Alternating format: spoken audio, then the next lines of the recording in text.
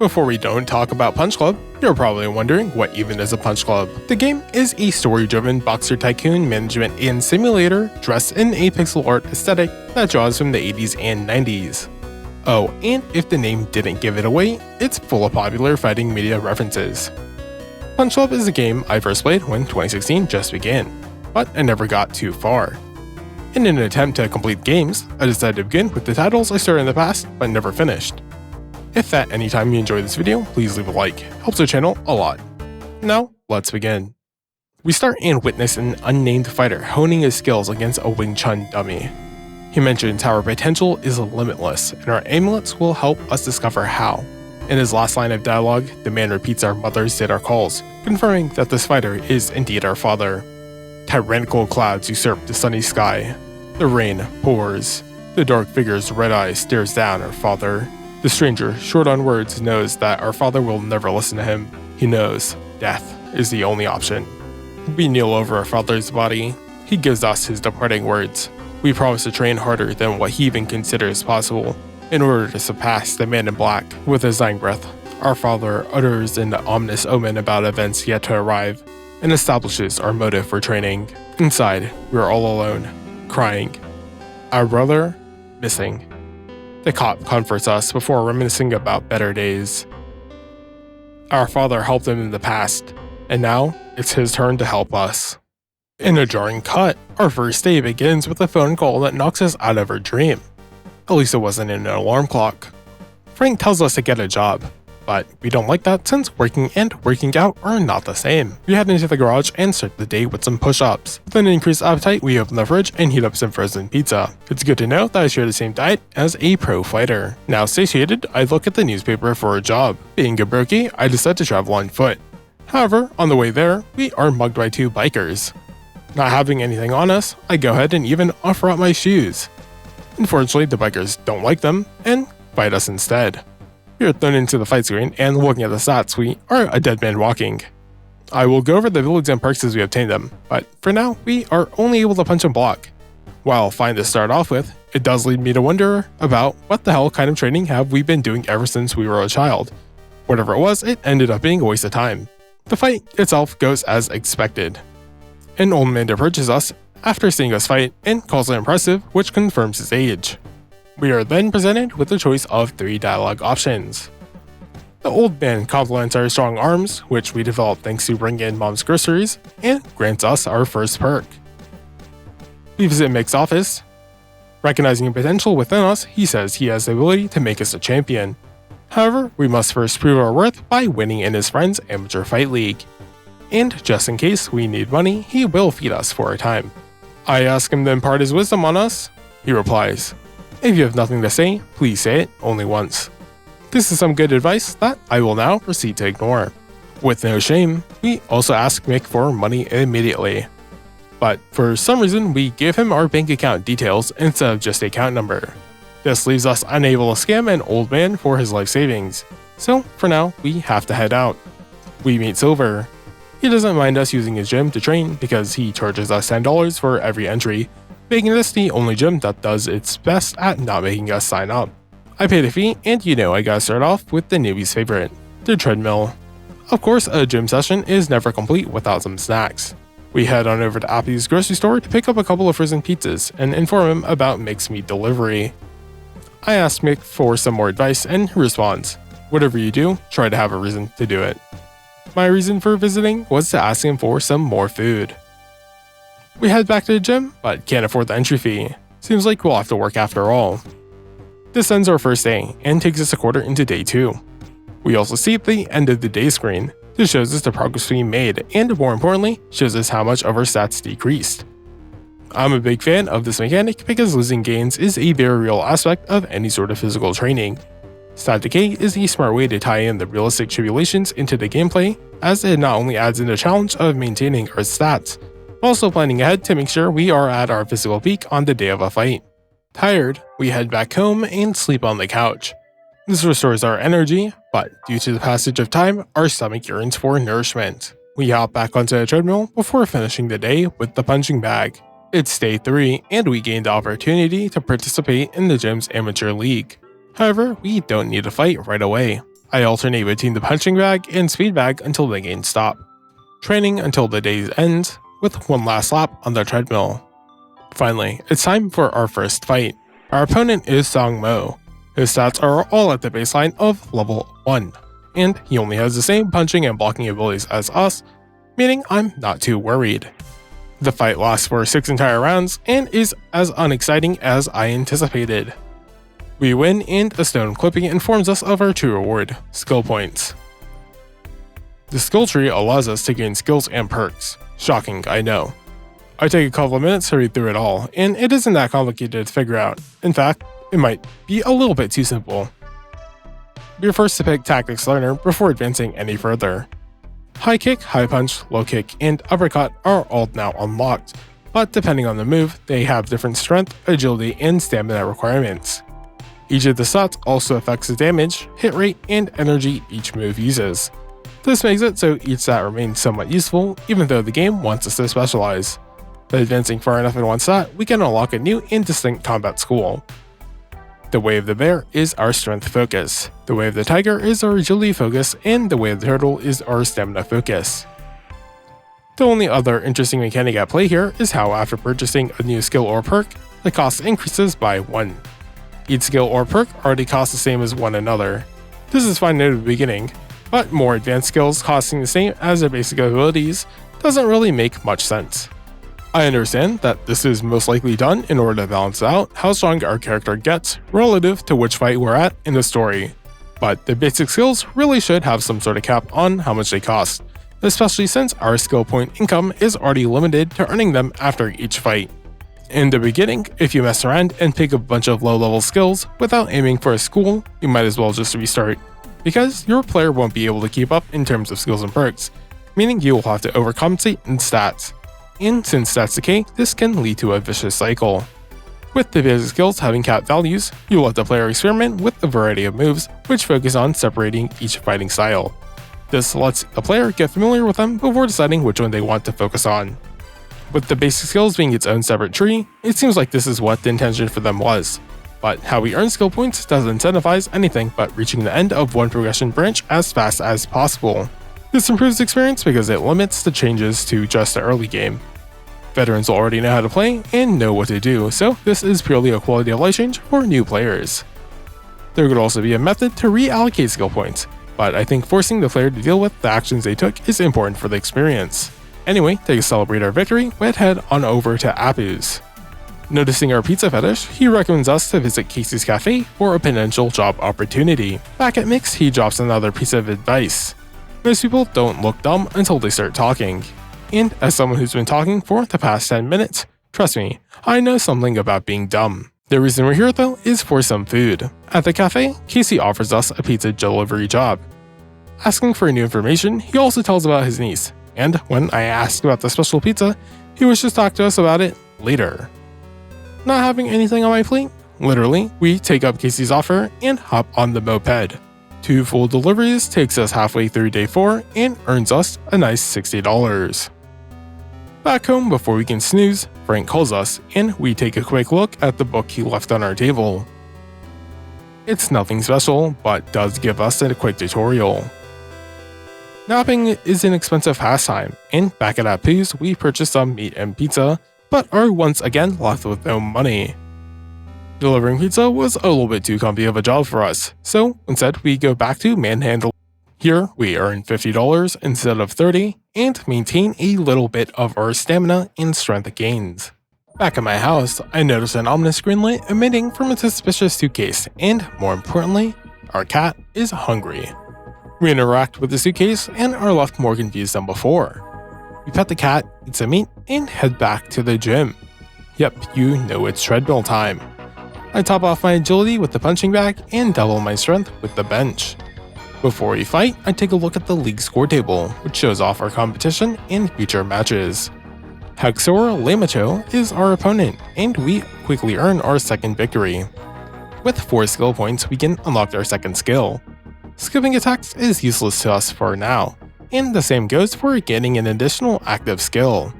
Right now, we're just punching or blocking, so it would go to waste. Meat Runner will prevent our stamina from ever decreasing past 4. This perk is crazy as it sets a new baseline that will allow our strength and agility to catch up. It also confirms our plan for the Way of the Turtle. If we wanted to switch now, we would need to give up the skill points earned from the next 2 fights just to get the equivalent perk for either agility or strength. With no money to my name, I get back to the construction grind. Back home, the mysterious suitcase is going crazy. Interacting with it takes us to our map, but green. We head on over to Appy's and discover that he was robbed by some bandits in animal masks. It is odd how they stole all of the cat food, and if we pay attention to the pink paw prints, they are oddly cat-shaped. Exhausted, I finally get in some sleep before consuming some meat. It appears to be some sort of cut from a cow. The question mark at the end of the moo in description, while concerning, is only going to prevent our gains and is thus ignored. Back at the gym, this dude is missing his partner and asks us to spot him. We oblige. After a set, he informs us of a warehouse where underground ultimate fights take place. These fights should net us some cash, but the man warns us to take them seriously as they can result in some serious injuries.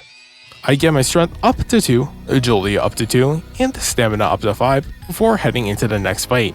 Roy Jackson is our opponent. His balanced stat spread of 4, 2, 3, and 5 move skill set makes him a worthy contender. The fight is intense, and we even managed to knock Roy down at the end of round 2. However, Roy, having a better moveset, simply outvalues our punches blow for blow. Down after the defeat, we head on over to Appy's, who is currently being mugged. We stare at the mugger, choosing, ultimately, in the end, to do nothing. The robber simply winks and runs away, never to be seen again. I thought that the option was still aggressive, forcing us to fight, but we would have taken a more neutral approach. If I did choose a more obvious choice to beat the robber up here, I'm not sure what would have changed. But perhaps we could have earned a sweet discount from Apu. Day 10 and most of 11 is spent at the gym. The rest of day 11 and half of day 12 is taken up by construction work. Bob Judderson is our third opponent, and he's much weaker than Roy. Speaking of, Roy approaches us and informs us of how he just won big off of our fight. He offers to treat us to a drink at the bar, an offer we can't refuse. After a couple of beers, a strange man named Tyler asks us if we know anything about self-destruction. No, we aren't drunk, it's just that our character is quite slow outside of fighting and doesn't realize that Tyler is talking about bar fights. Our hangover keeps us in for most of day 13, but we still manage to head up on over to the abandoned warehouse.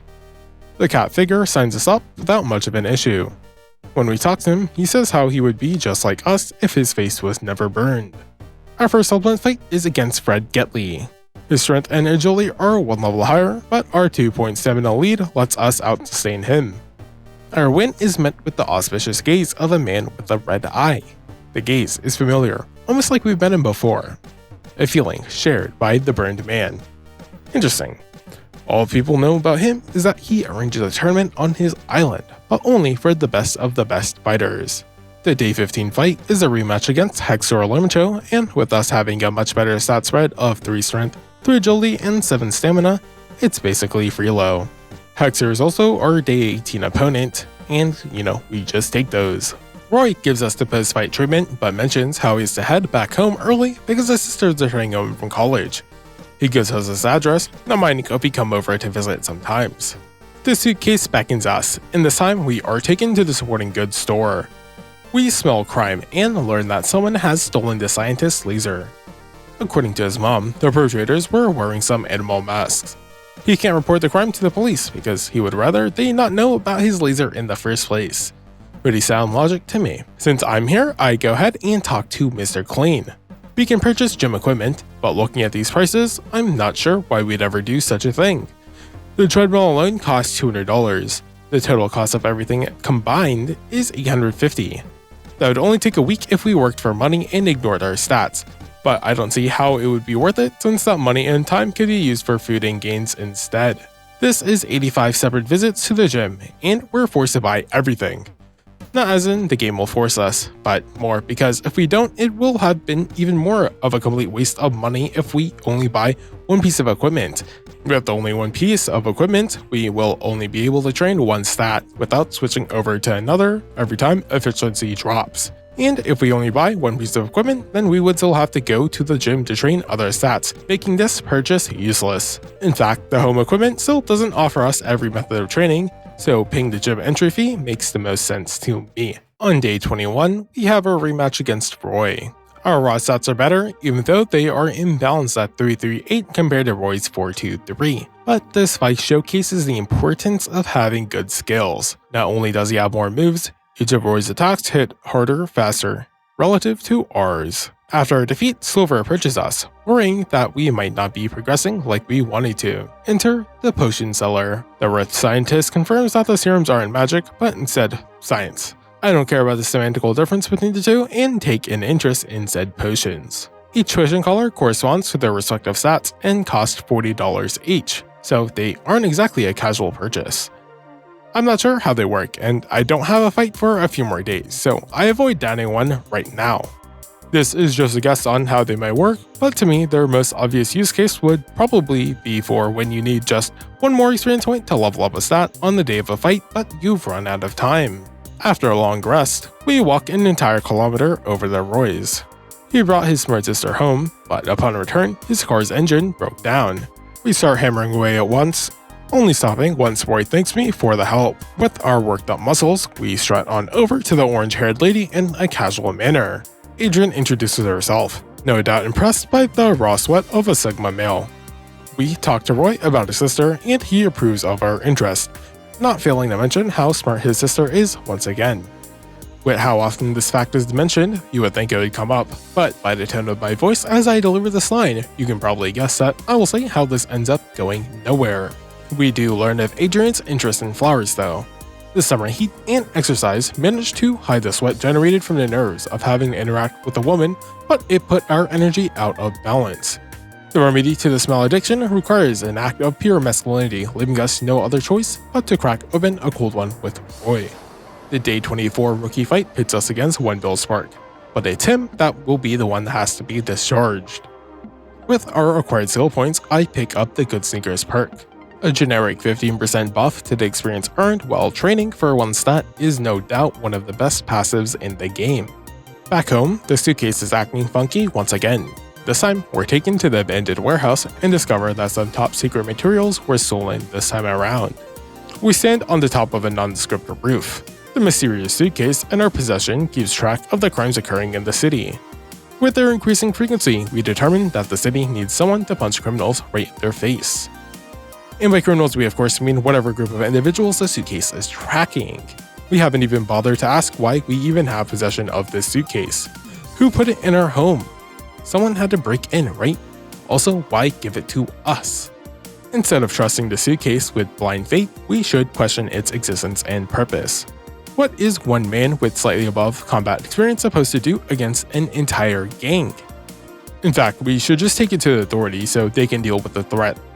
Regardless of their effectiveness and ability, they still have a vast amount of resources at their disposal that we will never be able to access, especially since we are broke AF. But don't stop to think about if anything makes sense. Just punch and look at these cool references to popular media. Violence is obviously the solution to everything. After a quick nap, I knock out 3 sessions at the construction site to just bulk buy enough groceries, which will last me for at least a week. Our condition is much worse for the day 27 fight when compared to the 24th day fight. This makes it a little interesting. Lenny Moskovitz isn't strong since he's at 135, but his perks make up for it. The Boxer perk increases the hit chance for all of his boxing abilities, and the Long Timer perk increases the length of all buffs affecting him and debuffs which affect us. The fight goes the distance, and by round 6, Lenny has just 10 HP. Due to his agility, he survives with 1 HP before getting knocked out instantly in the 7th round. Our next fight is on day 30, and it's against Kick Stallone. In stat-wise, we are superior, however our skills are still lacking. Additionally, his accuracy is a good 20% better than ours. The fight is a slow one, and as predicted, Kick Stallone lands some more hits against us. Thus, by the end of round 5, we are knocked out. However, this loss is still good because we gain enough PP to unlock our new fighting style, the Way of the Turtle. At the end of day 31, we have our second ultimate fight. This one is against Jared. The fight is actually close, but once Jared runs out of stamina by the end of round 3, it becomes nothing more than simply knocking him out. We return home, but the suitcase compels us. This time, it takes us to a biker camp. As a Dark Fist, we interrogate the suspects, but decide that this task is too tall in order for us to complete right now. Bill Spark is our opponent on the 33rd day, and he's barely an opponent to us at this point. At the end of the 34th day, we have another ultimate fight. This time, it's against our good friend Roy. We take it easy against him, but still come out with a victory in the end. Bill Spark is our gym tournament opponent on day 36, and continues to be free low. Jurgen in the next ultimate fight is also not a challenge. Dragon Ray is a cool name, but on day 39 we slay him to earn our spot in the top 5 as number 4. The next day we fight against Trevor for our ultimate fight. His stat line of 7 strength, 6 agility, and 6 stamina not only totals to a number greater than ours, but is overall a much more balanced spread. This makes this fight much closer than any of our other recent fights, but we still win out in the end. However, since Trevor knocked us down to 66 HP, it takes us much longer than normal to heal, causing our stats to deteriorate to the point when we have our rematch against Dragon Ray, we're technically weaker than before. Victory against him lands us into rank 3 on the rookie ladder. Upon doing so, Silver recounts his financial troubles with Adon. Because he owes a huge amount of debt, he wants to throw our next match in order to repay some of it back. Throwing for money is always a cause for concern in any competition, but we are trying to make a name for ourselves. Understanding the dilemma, we talk to Silver, who suggests telling Mick about everything discussed here. Mick divulges Silver's tragic backstory of becoming the champion, and then losing everything he had. Silver used to train under Mick, but when he left the league, he had to return the medallion, the very same one that belongs to us. Mick kept the medallion after our father's death since we were too young, and it's too powerful since it helps to awaken infinite power inside the person who wears it. In fact, this artifact has existed since ancient times where it was protected, until one day it landed in the hands of our father and his 3 friends. One of them was Mick, and they called themselves the Punch Club. The red ball cap was chosen as their sign. Due to some reason, we are not really left a clue behind why, but it looks cool, so that's all that matters. With this information, we head back to Silver to take back our medallion. Of course, Silver already had given up the medallion to the Dawn ages ago. He did have a good reason for this, as the Dawn threatened to kill him and his family. We can fault him for dealing with the Dawn initially, but capitulating to him in this instance is fairly human behavior. Our conversation ends here, with us having to talk to the Dawn ourselves. I decided to pick up our second active skill here instead of getting another new ability. I'm not sure if that was the best move, but it doesn't matter too much since we just outclass our opponents at this level. Well, I say that, but our next ultimate fight against Punk, and we're finally seeing some dangerous stats. Our saving grace here is that his moveset is quite limited, letting us win by the end of round 2. We unlocked the ability to train with a partner a while ago, but I only just now trigger it by drinking a cold one with Roy and working on repairing the unrepairable engine. Roy accompanies us for a limited time and increases our gains by an additional 15%. Overall, this buff is massive to the increase of our gains because of how the machines work. Since we receive less stats the longer we use them, the time spent obtaining the buff ends up not being a waste. However, repeating these actions every time you want said buff is a little bit annoying. Thanks to Roy's help, we pump our stats to 4 strength, 3 agility, and 10 stamina. A solid lineup against Salvador Punch's 2 strength, 9 agility, and 5 stamina. Although the fight appears close, it really isn't. Salvador's agility lets him dodge most of our attacks and knocks us down. I enter the next ultimate fight, but get a warning from Clippy about my health. Luckily, our foe for this round is weak, but against a stronger opponent, I could have lost the fight before it had even begun. Our victory moves us into the yellow zone. The Captain Man informs us that this league is actually run by the Dawn. Spooky. With our perk points, I pick up Iron Curtain, a skill that replaces our default block, but even though it consumes more energy, it blocks more incoming damage. We haven't had a break in a while and end up resting until the dawn of day 47. I guess it's time to re-engage with the mysterious suitcase in our room. This sends us back to the biker gang's hideout as the Dark Fist. This time, the bikers have a target, and in turn set up an ambush. Our presence throws Bassetti, the pig-headed man, off his guard, allowing us to take him down with ease.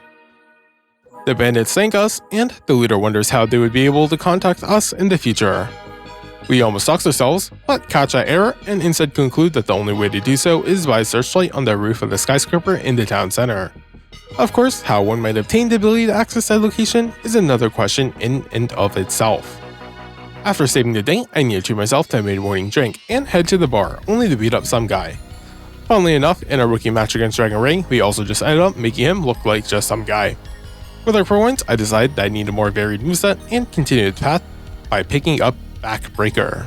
This replaces our backhand punch, and not only does it deal more damage, but if it hits, our opponent might have to skip their attacking phase.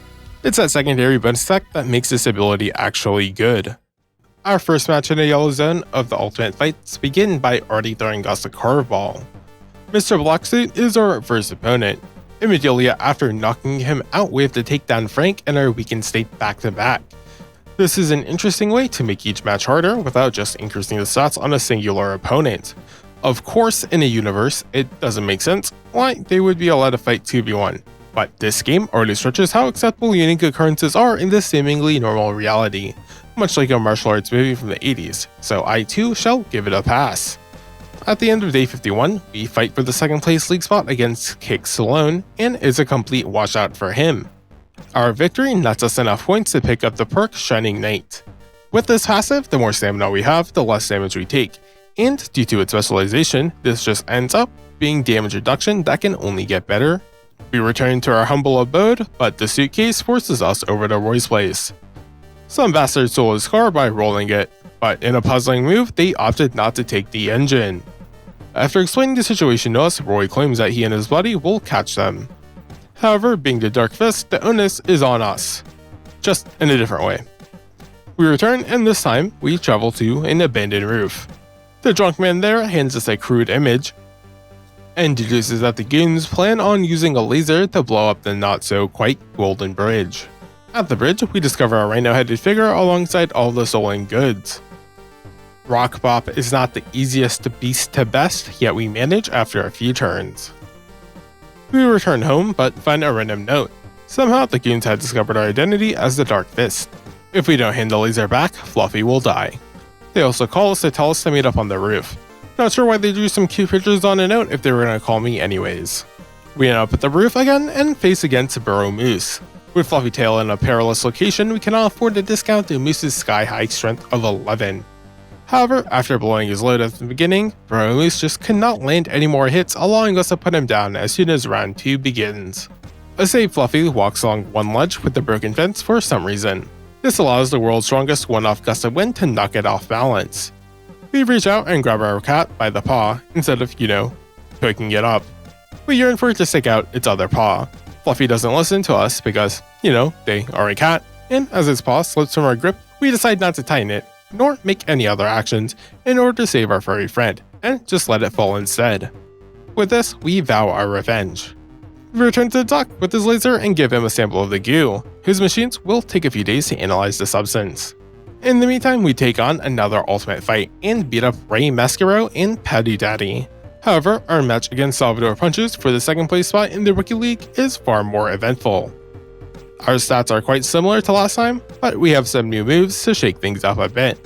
And by the end of round 2, each fighter is almost exactly even in their state. We end up knocking Salvador down in round 3 before keeping up the tempo to finally knock him out. We visit the scientist who has since completed his analysis. He informs us that the substance is somehow related to ancient technologies and is a side product of genetic inbreeding. He also hints us towards visiting Casey, who has been delivering pizza with some special spices.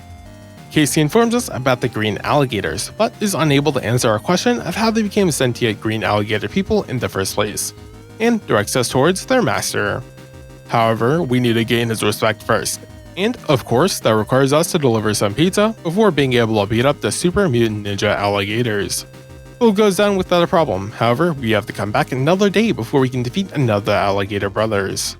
This leads us into the next ultimate fight against Lenny Muskovitz and Curtis, which we also win without a hitch. Day 57 arrives, and with it comes our title match for the champion of the Rookie League. With the right support, we pump ourselves to a beefy 13 stamina and prepare ourselves for what will be our toughest opponent to date. Except somehow, Kickstone managed to win against his previous match in order to become our foe once again. Just like how the fight for second place was an irrelevant challenge, beating Sloan in order to become the Rookie League champion was just as so. We visit Mick, but unfortunately, our reward is still out of reach with the playoffs just underway.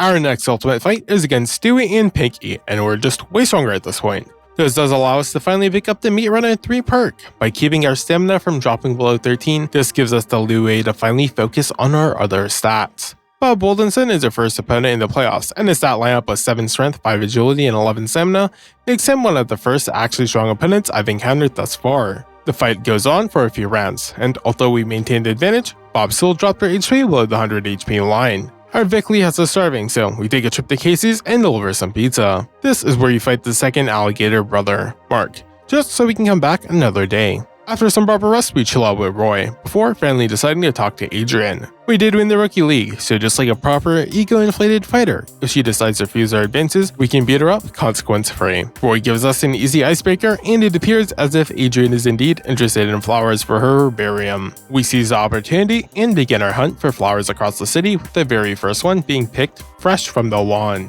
Number 2 is at the apartment. Number 3 is at the abandoned warehouse. Number 4 is in a trash can outside the bar. Number 5 is at Mix. And the last flower we must collect is over at Casey's. Adrian not only thanks us for our effort, but also suggests that perhaps we should spend some more time hanging out. With this, we gain the In Love perk effect. Thanks to the fiery passion flowing through our loins, we will spend less energy while training and not need as much food. After knocking the both of them out, Lenny and Ray joined up together for this ultimate fight. Not that it did them any good. Now, back at the sewers, we hear a scary noise belonging to the strongest alligator brother, Steve. Steve is no joke. His stats of 7 strength, 7 agility, and 11 stamina totals up to 25, which just slightly out-edges my total of 24. In a bit of a surprise though, his fight was not close, and we easily defeat Steve. After congratulating us, Steve asks us what we desire for our reward, and the answer is simply, all your base are belong to us. Steve isn't an epic gamer like us and doesn't get our 300 IQ reference. Instead, we face a sensei who happens to be a raccoon. The master teaches us a powerful skill right off the bat, Tail Strike. But there's a slight problem. We don't have a tail. Yet. I'm pretty sure I've seen some tails with plugs at the end for sale, and I think that's just what we need. Our conversation with Master continues, and we question his mutant origins due to the ongoing crime spree in the city. Master reveals that the evil genius from years ago must have returned. We question its identity and ask Master for his assistance. Alas, he's too old and none of his students are strong enough to help. However, Master does give us the location of the evil genius's old underwater base. We arrive at said location as the Dark Fist, and are instantly challenged by a fighter who not only has a stat line of 34, but is also decked out in full power armor. This results in another loss, but realistically speaking, the dude is decked out in full power armor. I don't think that this counts. We report our findings to Master, who is shocked at such developments. While Master can't help us, he is able to direct us towards someone who's able to. Enter Mac. We explain our situation to the farmer, but even though he knows about Master and the evil genius, he disregards our identity as a Dark Fist and stays quite hesitant. With no way to prove ourselves right now, we decide to rest. The 62nd day approaches its end, bringing about our match against Manny. While strong at 10-6-10, we still knock him out before round 3 ends. Our final fight in the playoffs is tomorrow, but for some practice I joined the ultimate fight just so I can beat up Ray some more. However, Ray changed up his game plan and is at 1 strength, 11 agility, and 6 stamina. An interesting approach, but foregoing strength entirely did not end well for him. He literally only took 2 points off from our HP pool of 266. Yeah, Pinky follows up, and even though he has the Riz, he doesn't have the Jizz, which is where we come in. Alas, finishing only edges us closer to becoming an ultimate fighter. The next day arrives, and after some light training to warm up the muscles, we enter the ring against Nick Dardius. His strong punches manage to whittle away our HP, but we maintain control the entire time, forcing him to start round 3 with just 1 HP. Nick falls, and with that we have won the Rookie League, and earn our professional multi-card. With all of our points, we manage to advance the skill tree towards its completion, and pick up the perk Infinite Energy. If you have less than 25% energy, all of our skills become 70% more efficient. As a fighter in the Ultimate League, we visit the Dawn.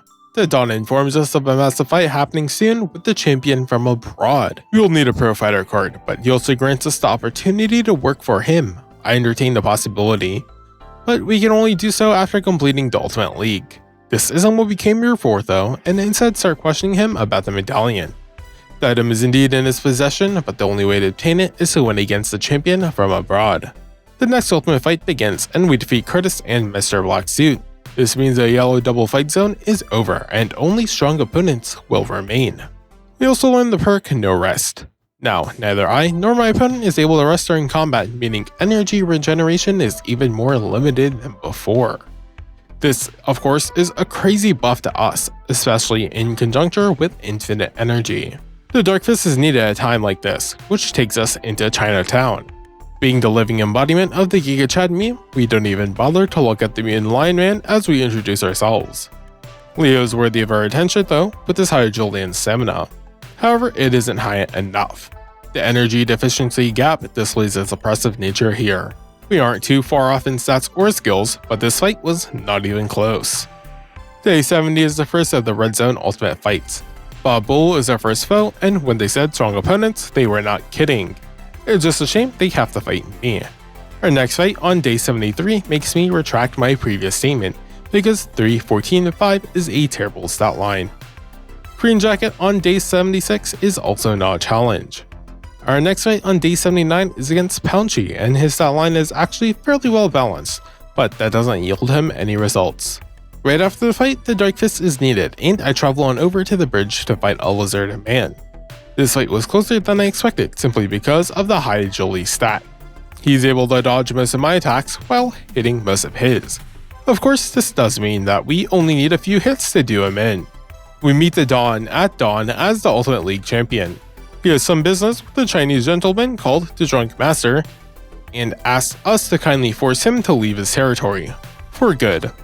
However, on the way there, Nick stops us and questions our intentions.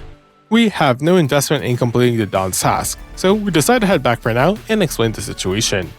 We cannot complete the job, but just as we try to pull out, we're pulled back in. The Dawn doesn't take our refusal well. Still, at the end of the day, we are a pro fighter and need our amulet, thus end up agreeing to compete in this fight. Unfortunately, due to an act of divine intervention, we end up breaking our leg on the way home. Roy, being a real bro, understands the situation and takes our spot. However, Ivan Geef is straight up built different, and the damage he dealt ends up killing Roy. We've had to take revenge and fly all the way to Ivan Geef's home country of Russia, where one of Mick's and my father's friends will train us. Once here, we learn that our father didn't actually own the medallion, he just had to protect it, but due to us and our brother, he was unable to devote his full attention to the cause. The information stops there, with the man only offering up the whole truth if we manage to win his trust. The man provides us with food, lodging, and outside all the training equipment I need. Of course, when I say training equipment, I'm not talking about your standard gym machines. I'm talking about real man equipment like a hatchet for chopping wood and a saw for disassembling logs. These full body exercises, combined with the brutal below freezing temperatures of Mother Russia, should serve us well. However, we can't fight Ivan Geef just yet. We must first sweep up the local scrubs. Alex Treaty goes down first, with Bradishka falling several days later. With the man's respect gained, he grants us the truth. Our father loved us and our still living brother so much that he decided to split the medallion into two. The rest of the Punch Club did not agree with his decision, yet our father stood his ground. John is accused of killing our father since his fingerprints were found all over the gun. However, the man believes John is innocent. Mick ended up with the medallion, and the rest of the story we know thus far has led us all the way here. We question who could have killed our father, but apparently he had no enemies, and the only ones who knew about the medallion were the Punch Club. The man wishes us nothing but the best in avenging our father, but he still reminds us about the difficulty of our upcoming fight. The rumors claim that Ivan Geef is just as strong as a bear, and thus our final challenge is to actually best one in combat. Truly just another normal day in Russia. Outside of the dude in power armor, Teddy the bear is for sure the strongest opponent we've had to deal with thus far. Teddy manages to knock out a third of our total HP before going down, which is no small feat. Finally, we can get revenge for Roy. Leading up to the champion bout, the biggest factor which might lead to our defeat is the stat decay. We're at our physical peak, and maintaining our Adonis tier body has become the real challenge. A struggle that imitates the real-life battle athletes face. After slobbering down some borscht and pierogi, it's time to stuff my fist down Ivan Gibbs' gullet. The fight goes way better than I expected, and even though we lose 2/3 of our HP, our energy grind game is absurd enough to net us the victory, and get revenge to Roy, and earn back our half of the lost amulet. With it in hand, we finally return home. Mick congratulates us, and while we were away, discover the location of our missing brother. That's right, this entire time, the capped man in the warehouse was our brother. What a twist. Our new goal is to now get an invitation to the island and beat the man in black in order to get revenge for our father. Mick fills us in on the details. We return to the bar, but because of a professional card, we are no longer able to participate in its fights. A shame that this content is now locked from us, but it makes sense to not allow a total pro to mess with the noobs. We visit Adrian for the first time after Roy's death and affirm our love. After that, we visit the manager Mick suggested to us and sign his contract. With this, we have access to this fancy mansion, a private chef, and all the equipment we need. There's just one thing missing: Adrian. All of this seems pretty standard for a now actual professional fighter, and all this entire process being expedited is appreciated. Mac approves our victory and informs us that the evil genius's power armor is sourced from the Dawn, and that's also where we must source our power armor from. Raiding the Dawn's very secret base thrusts us against a gauntlet of robots whom we must harvest for parts. Winning the first 2 fights nets us 5 skill points and a 20% chance to earn a piece of armor. At 4 wins, we earn an additional 5 skill points and our chances jump to 50%. And at 6 wins, we earn 15 skill points total and are guaranteed a power armor part. This endurance fight lives up to its name and is objectively the most difficult section of the game. Every fight knocks out a portion of your total HP, and in that case I would imagine agility-based fighters having an easier time. But because our focus was on our stamina, each hit piles up. Thus, by the time we reach the 6th fight against the Terminator T799B, we are left with only 40 total HP. And to add on top of that, losing at any point means we don't even get to collect any of our previous rewards. I respect the challenge, and depending on the intent of the developers, this level of difficulty is fine. We are at the end of the game after all. If anything, I would still reward the player with the previous tier of rewards. Skill points are pretty useless at this point in time, and the chance of getting a power armor part is miserable. Just give the Terminator the final part so the player is still required to beat the entire gauntlet. This still has the same difficulty but reduces the amount of time wasted. Being a professional fighter is more than just the fight themselves, it's also about the clout. Modern Mike won't even bother to organize the fight if we don't have the proper capital. Thus, we shoot a movie in order to earn the money and fame required to do so. Unfortunately, there is no new gameplay loop or switch up here, as once again we enter a reskinned version of an endurance fight gauntlet. Having these be fights instead of a minigame is both a waste of time and opportunity. We take our prize and earned $1,500, 25 perk points, and 350 fame points. However, it is here that I make a mistake. When investing into my career upgrades, I get a bit too overzealous and end up tying all of my liquid assets. While not detrimental, it does delay our fight against Modern Mike, and in turn ensures we will not be able to complete the game before day 100. While I didn't imagine us being able to do so anyways, not having this arbitrary time frame in mind allows us to at least relax in regards to our tight schedule. Our second time in the Dawn's very secret base does not end any better than the first due to us failing the 50-50. The third attempt is just as sad. It's only on our 4th attempt that we earn our first piece of power armor thanks to winning the coin flip. Day 107 is the day we take on Modern Mike and our victory is all but guaranteed. The 6th time at the Dawns is our first true victory, earning us a chest piece and arms. And the 7th visit earns us the final piece of the suit. With the helmet attached onto the frame, the only additional object needed is the power core, and the only place to get said power core is from the Dawn himself. The Dawn dares us, the Dark Fist, to take the core away from him, and thus we battle him in his robo frame. We decommission the Dawn. Now, with the power core in hand, our power armor is completed. The red and blue suits guarding the evil genius go down much quicker than anticipated and allow us to enter the lair. In the craziest plot twist, Fluffy was the evil genius all along. According to it, it's due to the medallion that Fluffy ended up like this, but not in the way we expect. Apparently, not once in 10 years did we ever feed Fluffy, leading them to scavenge for food on its own. Our character then defuses the situation by picking up Fluffy and leaving the base. Yeah, this resolution sucks. I don't mind Fluffy being bad and us pacifying them, but all we did was defeat 2 easy bozos and then listen to Fluffy's backstory. There was no reason for us to have gone through all of this trouble. Nothing has changed, nothing has progressed, and we've earned nothing that every other fight did not already grant. And no, saving the world does not count as a reward. I know that this entire plotline was DLC, but its existence still makes me question why any of this was even needed in the first place. Day 120 is when we've earned enough fame to fight the mighty Bruce. Bruce's 17 agility proves troublesome as he dodges most of my attacks. Still, he can't jump around forever, and so we knock him out in round 3. It takes us another 4 days to accrue the 1800 fame for our next fight. Ken is us, but much stronger stat-wise. 14 strength to our 10, 12 agility to our 10, 19 stamina to our 15. By all accounts, he's a favorite seed. Yet, we still come out victorious. I can only attribute this to our energy efficiency perks. We fight Hulk Hogan on day 127, and we've somehow managed to even boost our stamina up 1 more point. Funnily enough, this fight is much closer in terms of total health points, even though Hulk Hogan's stats are similar to ours. With this victory, we have become the world champion. We accept the invitation brought by the orange jumpsuit courier and set sail towards the Man in Black's island. Of course, only one man can challenge the man, thus we are thrust against our brother. We never got a chance to recover from the previous fight, thus our total health only reaches 2/3 of its full potential. However, this factor never proves itself as a detriment. Once we manage to knock down our opponent, they are never given the chance to recover. After defeating our brother, the Man in Black tells us a story, one that is quite familiar to us. However, the amulet piece began to corrupt one of the brothers, leading to the loss of his humanity. He killed his brother and combined both pieces of the medallion.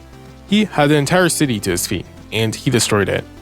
His father and his father's friend colluded together to stop him, succeeding in the end.